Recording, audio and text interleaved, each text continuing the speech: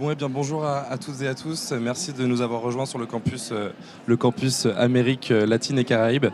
Donc, j'ai la chance aujourd'hui d'être avec un expert de la région, monsieur Christophe Ventura, pour aborder le sujet suivant, donc l'Amérique latine au cœur des nouveaux enjeux globaux, actualité et perspectives, vers quel horizon on se dirige. Donc, Christophe, vous êtes directeur de recherche à l'IRIS, l'Institut des relations internationales et stratégiques, en charge du programme Amérique latine et Caraïbes notamment. Vous êtes par ailleurs enseignant au sein de l'IRIS Sup et vous avez mené de nombreuses missions de terrain et de prospection, on va dire, dans différents pays de la région, l'Argentine, le Brésil, le Venezuela, l'Uruguay par exemple.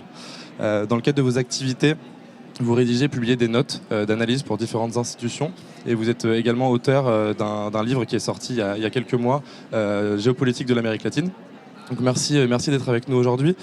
Donc moi j'ai une question à vous poser pour entamer ce sujet, ce vaste sujet qu'on va essayer de traiter de la manière la plus détaillée possible en 30 minutes. Les derniers mois ont été marqués par de nombreux événements géopolitiques, politiques dans la région pour presque la plupart des pays, à savoir le conflit russo-ukrainien, différents sommets dans la région.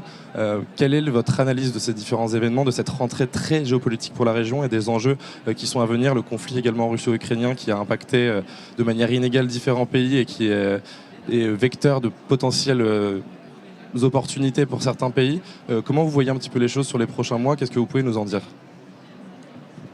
Merci Arthur, bonjour à toutes et à tous. Ravi d'être parmi vous pour cet atelier consacré à l'Amérique latine et c'est un plaisir d'être là. Merci évidemment à la BPI pour l'organisation de cet événement et de m'avoir invité à échanger un peu avec vous.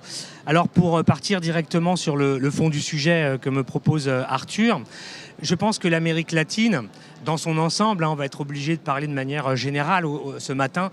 On pourrait évidemment voir pays par pays, mais globalement, je pense que l'Amérique latine aborde cette fin d'année 2023 et le début de 2024 dans une situation qui est en fait assez contradictoire. Contradictoire parce que c'est une région qui subit de multiples crises, de multiples dynamiques de détérioration multifactorielle, j'y reviendrai dans un instant, mais c'est aussi une région qui à la fois est en train de montrer au monde qu'elle accroît son attractivité pour tout un tas de raisons que je vais mentionner, et aussi une région qui dans ces mêmes contradictions bénéficie d'une forme de regain dans les relations internationales et dans sa projection, en tout cas de certains de ces acteurs latino-américains, dans tout un tas de formats et d'espaces internationaux, dans un cadre très incertain qui est celui des recompositions géopolitiques à l'œuvre partout dans le monde, qui s'organisent de manière assez, disons, instable et chaotique, sous l'égide, évidemment, du rapport de force, il faut l'appeler comme ça, de la rivalité systémique, même pour reprendre les termes des États-Unis, entre précisément les États-Unis et la Chine. C'est ça le disons, panorama global dans lequel on doit réfléchir la place de l'Amérique latine aujourd'hui. Alors, je disais que détérioration multifactorielle, crise. Oui, l'Amérique latine, on ne peut pas complètement dire que c'est la joie en Amérique latine de manière assez simple. Pourquoi? Parce que les sociétés latino-américaines ont subi et payé très fort, très cher, le contre-coup et le prix de deux événements assez systémiques ces 15 dernières années. Le premier, c'est la crise financière économique globale de 2008, qui a été très dure pour l'Amérique latine tout au long des années 2010.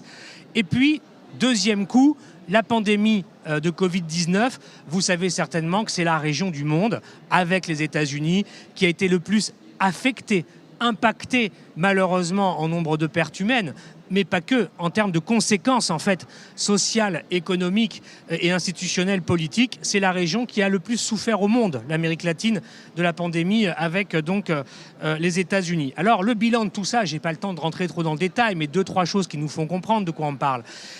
Souvent, les latino-américanistes associent les pires années économiques de l'Amérique latine à ce qu'on appelle la décennie perdue des années 1980. En fait, si on regarde entre 2014 et 2023, en moyenne, la croissance latino-américaine a été plus mauvaise que lors de la décennie perdue, puisque selon le FMI, c'est 0,8 en moyenne. Donc les moyennes, ça veut dire qu'il y a des pays au-dessus, mais il y a aussi des pays en dessous. qui, disons, caractérisent la trajectoire macroéconomique, on va dire, de l'Amérique latine. Alors ça va aller un petit peu mieux cette année.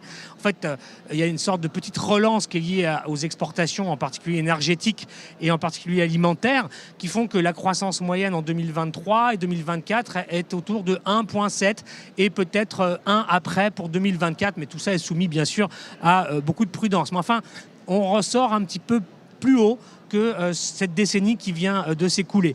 Mais sur le plan social, et pour être bref et synthétique, il faut savoir que ce que je viens de vous dire, c'est au niveau, là aussi macroéconomique, des dynamiques d'endettement des États inconnues dans la région depuis 20 ans. Je le dis parce que c'est un des enjeux cruciaux pour les pays latino-américains, mais aussi pour beaucoup de pays du Sud sur la planète. C'est qu'après la pandémie, ces États sont très endettés.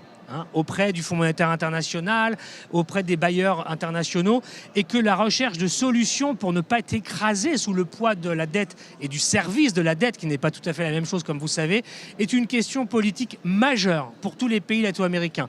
Derrière ça, j'aurais pas le temps de développer, se joue une partie des rapports de force et des positionnements latino-américains par rapport aux États-Unis, aux Européens, mais aussi à la Chine, bien sûr, en matière de prêts financiers et en matière de conditions pour financer leurs dettes. Mais l'endettement des États a explosé en fait en Amérique latine après le Covid. Autre dimension de cette crise, c'est les aspects sociaux. Là non plus, j'ai pas le temps de développer, mais en gros, retenons cette idée. Si vous prenez tous les indicateurs sociaux en Amérique latine, je parle de la pauvreté, je parle des inégalités sociales, je parle de l'informalité dans le travail, c'est-à-dire le travail au noir, le travail sans contrat de travail, et donc derrière, sans cotisation, mais aussi sans ressources fiscales structurelles pour les États.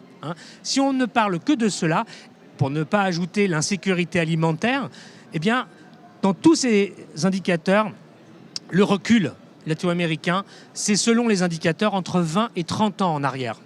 Il faut avoir ça en tête. Je prends un exemple, la pauvreté, c'est plus du tiers des latino-américains qui est frappé par la pauvreté.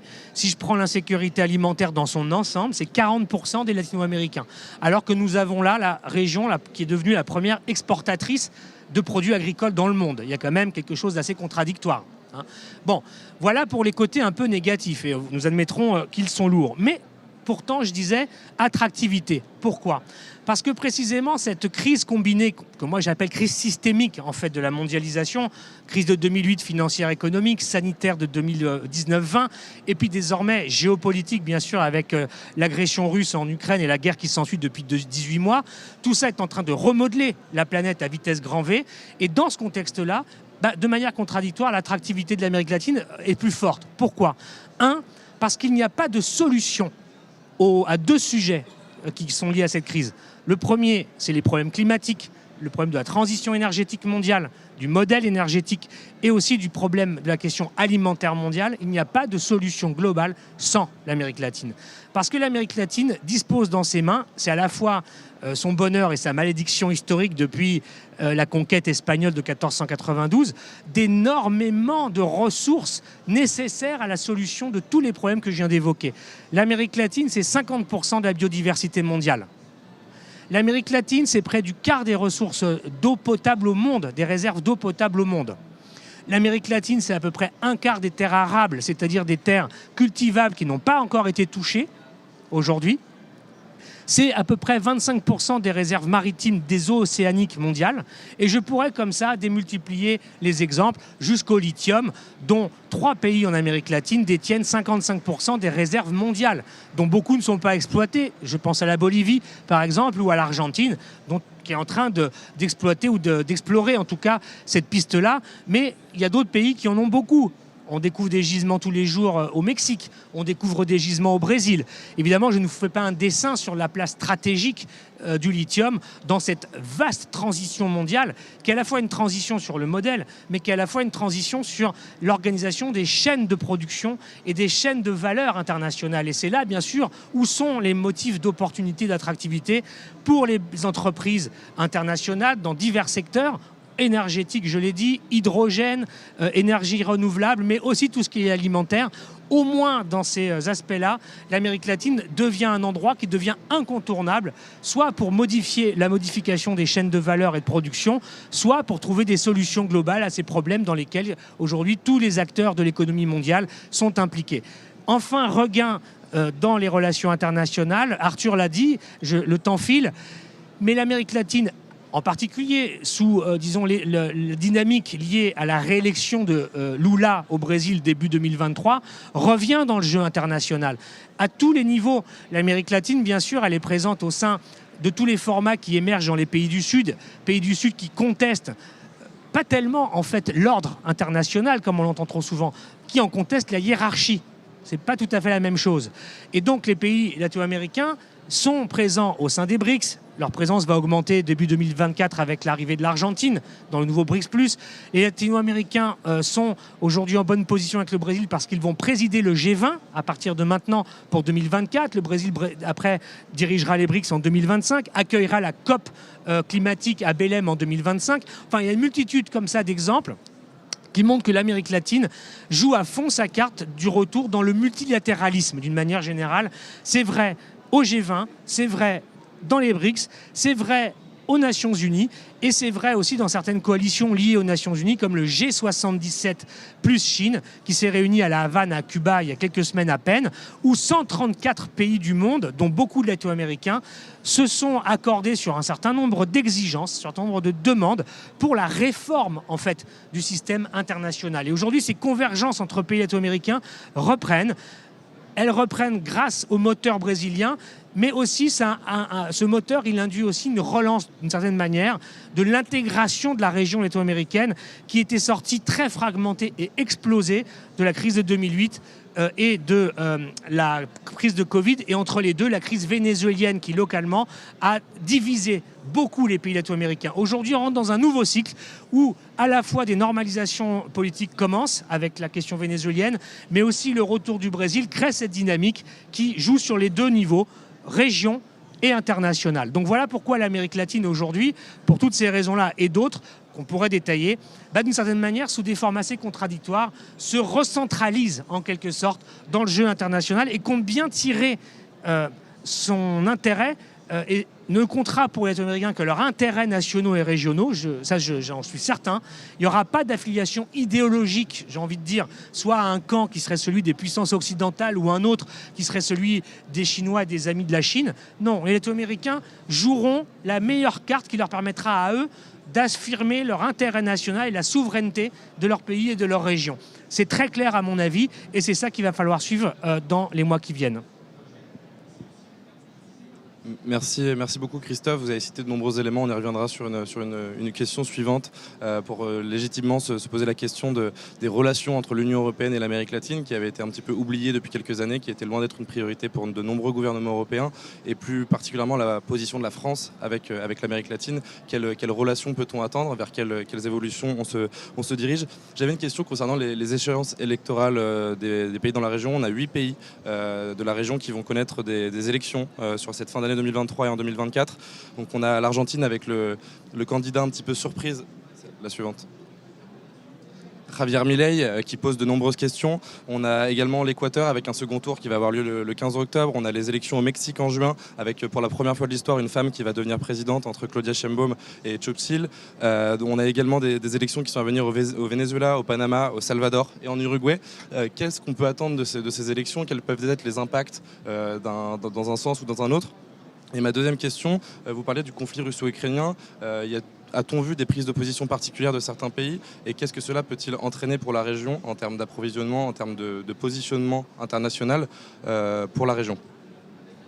Merci Arthur. Alors sur la question des élections, comme vous le voyez, le menu est assez chargé pour cette année bien sûr, avec là en point de mire l'élection, le premier tour tout du moins, l'élection du 22 octobre en Argentine, parce que probablement il y aura un deuxième tour le 19 novembre, on verra ça. Mais ces élections sont fondamentales et surtout elles s'inscrivent dans un super cycle électoral qui en fait a démarré depuis 2021-2022 dans la région. En fait c'est une région où vous avez une vie démocratique qui est souvent turbulente, faut pas se le cacher, mais qui est quand même assez intensive en Amérique latine. Et c'est d'ailleurs peut-être un des autres aspects de l'attractivité de la région dans cette difficulté, c'est que c'est une des rares régions au monde où la démocratie, elle continue quand même d'être assez ancrée et où vous n'avez pas des conflits militaires. C'est aussi ça, un des aspects de l'Amérique latine. Il y a des problèmes de violence, il y a des problèmes de narco, il y a tout ce qu'on veut, mais il n'y a pas directement de conflits militaires. C'est pas une région qui connaît des guerres en quelque sorte. Donc ça, c'est aussi un point qu'on pourrait relever. Mais enfin, bref, pour revenir au super cycle électoral, c'est fondamental.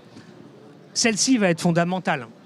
Ce qui va se passer au Venezuela va déterminer, disons, l'intensité des divergences ou des convergences des coalitions politique interétatique en Amérique latine. Parce que tous les pays latino-américains se positionnent par rapport à cette question vénézuélienne. Et derrière cette question vénézuélienne, encore une fois, on trouve d'une certaine manière le lien de ces pays-là avec leur position vis-à-vis de Washington, vis-à-vis de l'Union européenne, mais aussi de la Russie et de la Chine.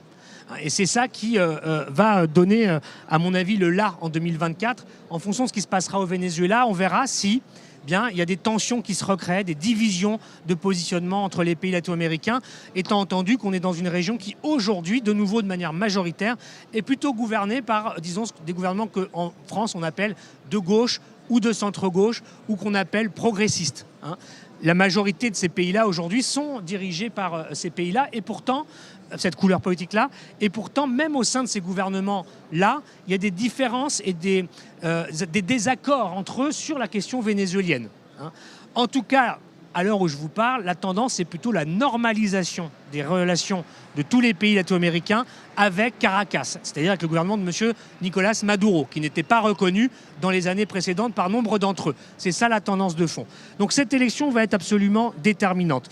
Celle du Mexique, bien sûr, va l'être, après l'expérience d'Andrés Manuel López Obrador, continuité ou retour à des périodes passées au Mexique, ça va être très important, et c'est important aussi parce que le Mexique va jouer un rôle très important dans ce que je vous développais précédemment, c'est-à-dire que des choix, disons, stratégiques et géopolitiques et économiques du Mexique vont dépendre aussi une partie des évolutions latino-américaines. Je m'explique. Le Mexique a bien compris la reconfiguration, en particulier des chaînes de valeur et de production mondiale, et le Mexique se pose la question de sa stratégie. Est-ce qu'il doit proposer aux États-Unis un modèle d'approfondissement des relations commerciales et de l'intégration économique avec eux sous la forme, en gros, de ce qu'on appelle maintenant le nearshoring, c'est-à-dire, grosso modo, organiser le découplage sectoriel de l'économie américaine de la Chine avec le Mexique et au Mexique. Ça, c'est une option, qui n'est pas tout à fait d'ailleurs celle que prône le Brésil ou d'autres pays latino-américains qui, eux, justement, ne souhaitent pas vraiment cela. C'est un des points aussi qui est en discussion. Donc l'élection mexicaine, elle va être de ce point de vue-là très importante. Les autres aussi, bien sûr, je ne vais pas les détailler une par une, mais on a deux pays en crise très profonde, sévère, c'est l'Argentine et l'Équateur. L'Équateur, qui d'une formule est devenu un État quasiment pas failli, mais un État vulnérable, qui est soumis aujourd'hui à des dynamiques de violence, de criminalité, qui aujourd'hui permettent malheureusement de comparer ce beau pays à ce qu'était peut-être la Colombie dans les années 90-2000. Ça, c'est un recul absolument structurel pour ce pays. Donc, deux pays en crise et instables. D'une manière générale, et pour conclure sur ce point, la difficulté de ce super cycle électoral, c'est qu'on ne peut pas vraiment prévoir les gagnants et les vainqueurs. Partout, et même à commencer par l'Argentine. On ne sait pas. Pourquoi on ne sait pas ?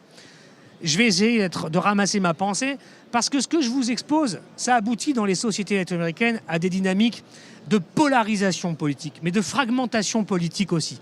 C'est-à-dire qu'aujourd'hui, en Amérique latine, vous pouvez aller partout, vous reverrez souvent la même chose. Il n'y a pas de parti politique ou de coalition politique hégémonique dans la société. Il n'y a pas de parti qui domine la société en Amérique latine.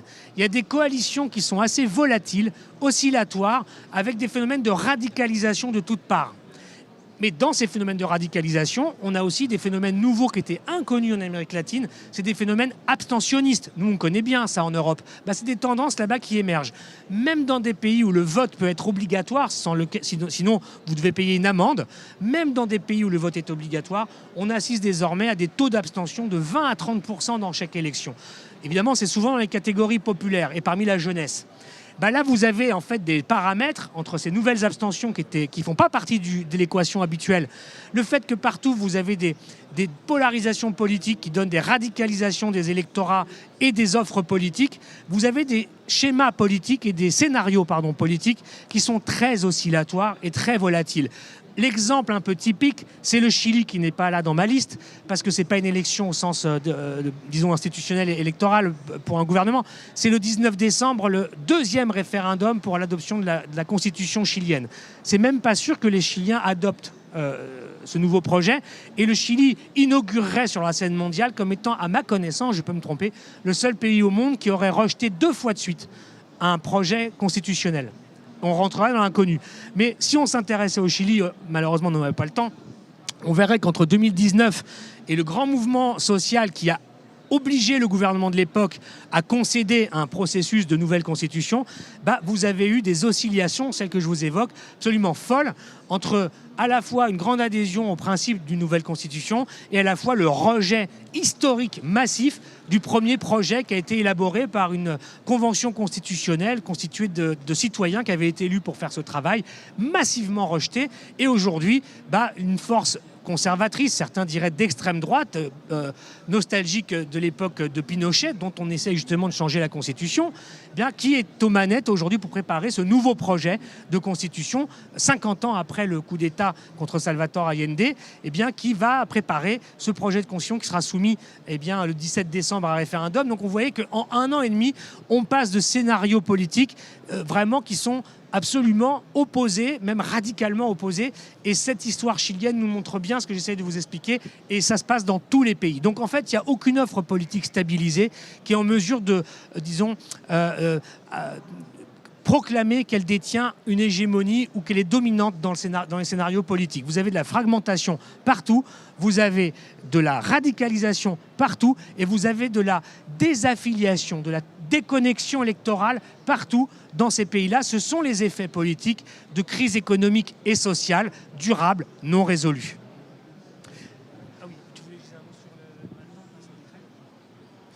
On va poursuivre avec la question suivante. Merci Christophe. Et on parle de ces échéances à venir. Il y a eu également le Guatemala qui est passé, mais des élections qui ont lieu il y a quelques temps, qui ont aussi été, on va dire, pleines de surprises et encore incertaines pour les évolutions du pays, bien qu'on observe une certaine accalmie au Guatemala suite aux élections récentes. Ma dernière question, avant de passer à des questions-réponses, si vous en avez, et on l'espère, est concernant la relation entre l'Union européenne et particulièrement la France avec la région. On le sait, depuis quelques années, c'est une relation qui était un petit peu en perdition, bien qu'avec certains effets et certains événements de manière assez occasionnelle.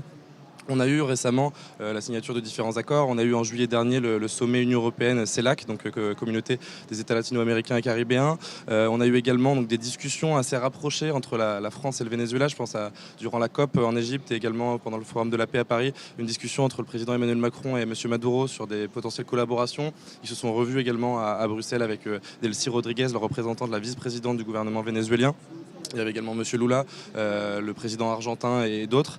Donc on observe des initiatives un petit peu timides de reprise de prise de contact nouvelles. On a également la présidence de l'Union européenne par l'Espagne en ce moment, qui est, je pense, la période rêvée pour voir les sujets latino-américains remis au devant de la pile. Qu'est-ce qu'on peut penser de ça? Vers quoi on se dirige? Comment vous voyez cette relation Europe-Amérique latine, mais surtout France-Amérique latine, évoluer dans les prochains mois, dans les prochaines années? Alors, sur la relation entre l'Union européenne et l'Amérique latine, c'est une vieille histoire, moins vieille que celle de la France et de l'Amérique latine, j'y reviendrai tout à l'heure. Mais en gros, depuis 1999, il y a un partenariat stratégique qui a été lancé entre l'Union européenne et l'Amérique latine, qui a pris plusieurs formes, mais qui n'a jamais abouti. En réalité, c'est un peu ça le drame de cette histoire, entre ces deux régions ô combien liées par cette histoire longue.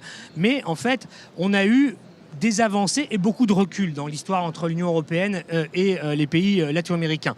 Depuis plusieurs années, ces relations, elles se jouent entre l'UE en tant que telle et la CELAC, que Arthur a mentionné, la Communauté des États latino-américains et caribéens. Mais par exemple, le dernier sommet qui s'est tenu à Bruxelles les 17 et 18 juillet, auquel j'étais, c'était le 3e, mais aucun ne s'était tenu depuis 2015. Ça faisait 8 ans qu'il n'y avait pas eu de rencontre entre des chefs d'État européens et des chefs d'État latino-américains. C'est un exemple pour vous dire que les relations existent, mais elles sont assez distendues.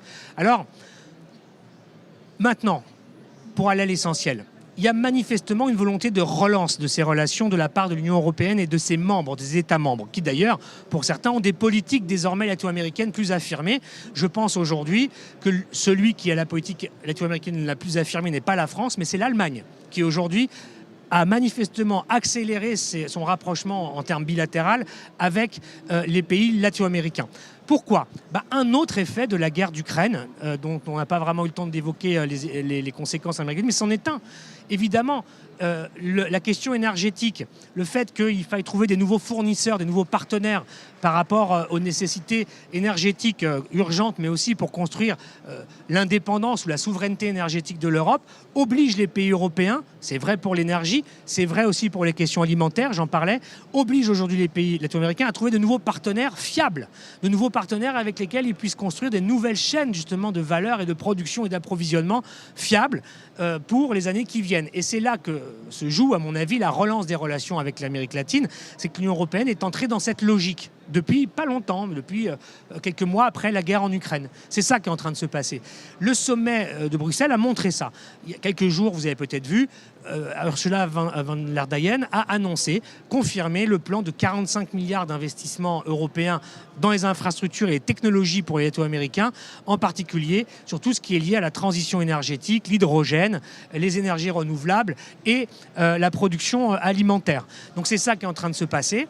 Et c'est une bonne nouvelle parce que les latino-américains, je vous l'ai dit, vont chercher aujourd'hui quels sont leurs meilleurs partenaires, pas en fonction de critères idéologiques, mais en fonction de critères de ce qui leur rapportera le plus. Qu'est-ce que veulent les latino-américains ? Je suis un petit peu là aussi pour vous donner peut-être ce point de vue-là. Les latino-américains, ce qu'ils veulent, c'est évidemment des financements. Ce qu'ils veulent, c'est évidemment de la modernisation des infrastructures, mais ce qu'ils veulent aussi beaucoup, c'est du transfert de technologies qui leur permettent de monter en gamme dans leur modèle productif. Ils ne veulent plus être assignés à ce qu'ils ont toujours été, c'est-à-dire des producteurs de matières premières brutes à faible valeur ajoutée qui est réinsérée et qui s'enrichit dans les chaînes de valeur du commerce international. Ils ont tout à fait compris quelle est leur situation et ils souhaitent en sortir. Ils veulent plus de souveraineté productive, ils veulent plus d'intégration productive et s'ils trouvent des partenaires qui leur permettent de faire ça, ils travailleront avec ces partenaires, indépendamment des billets idéologiques. Donc ça, c'est un point qui me paraît absolument crucial. Et l'Union européenne, aujourd'hui, se réorganise et se réoriente dans cette optique, parce que bien sûr, l'Union européenne a à front renversé un problème un peu similaire, c'est de choisir, c'est une question existentielle, ou pas de choisir, en tout cas de trouver comment se positionner, elle aussi, dans ce difficile monde qui se organise sous les coups de boutoir du rapport de force et de la rivalité entre les États-Unis et la Chine. L'Europe a des intérêts, elle aussi, et c'est ça aujourd'hui, peut-être, qui peut être le point de convergence entre les deux régions. Et ça m'amène à la France. La France a 1000 atouts pour l'Amérique latine. Ça fait longtemps, la relation avec l'Amérique latine, elle est ancestrale. Je ne vais pas vous faire un cours d'histoire ici, mais elle démarre, on peut même dire, dès le XVIIIe siècle et même avant avec les Lumières. Mais c'est une relation aussi toujours qui n'est pas terminée, qui ne s'achève jamais vraiment bien. Dans la Ve République, depuis 1958, il y a eu deux moments forts, c'est De Gaulle et Mitterrand dans les relations avec l'Amérique latine. Mais depuis, il y a eu des choses, il y a eu des avancées, des reculs. Mais la France a perdu, hélas, sa place et son prestige, j'ai envie de dire, en Amérique latine. Même si, je vous donne un exemple, il est plutôt culturel. Sachez que c'est en Amérique latine qu'il y a le plus d'apprenants du français, par exemple. Encore aujourd'hui, là, en 2023, en Argentine, au Brésil, c'est là-bas qu'il y a le plus d'apprenants du français. Donc il y a une envie de France. La France, ça reste quand même un point de référence. J'ai envie de dire, dans ce monde complexe et chaotique et brutal, pour les latino-américains, la France existe. Ça existe en fait. C'est déjà un bon point. Ensuite, la France, aujourd'hui, elle a des atouts parce que, bien sûr, grâce à ses savoir-faire, ses compétences en ingénierie, dans beaucoup d'industries qui sont liées aux enjeux actuels dont on parle sur les questions énergétiques, les questions technologiques, les questions digitales, de numérisation, et il y a bien d'autres exemples, la France a tous les atouts pour construire des coopérations, excusez-moi, comme diraient les Chinois, gagnant-gagnant. Et c'est ça qu'il faut construire avec les pays latino-américains aujourd'hui, et ils sont ouverts à cela. Financement, coopération dans le long terme, formation sur place des personnels locaux pour être capables, à leur tour, d'investir et de faire vivre des filières productives propres latino-américaines, et transfert de technologies sont, à mon avis, les 4 piliers sur lesquels, dans les domaines énergétiques, énergie renouvelable en particulier, et alimentaire peuvent se construire nombre de nouvelles coopérations et avec les pays latino-américains. Et la France, de ce point de vue-là, a un ticket d'entrée positif par rapport à leur histoire. Mais c'est un défi, ce n'est pas, disons, une évidence. Aujourd'hui, les latino-américains peuvent, en particulier sur le point, par exemple, de la formation des personnels locaux. J'entends bien sûr techniciens, ouvriers, mais j'entends cadres, dirigeants. C'est ça qu'ils veulent. Et aujourd'hui, sur ces questions-là, par exemple, des concurrents de la France s'installent à chaque fois pour des projets durablement en Amérique latine. Ne viennent pas simplement monter une usine ou apporter un produit, etc. Non, ils s'installent et ils produisent et ils forment des personnels sur des années. Et les latino-américains choisissent ces acteurs-là.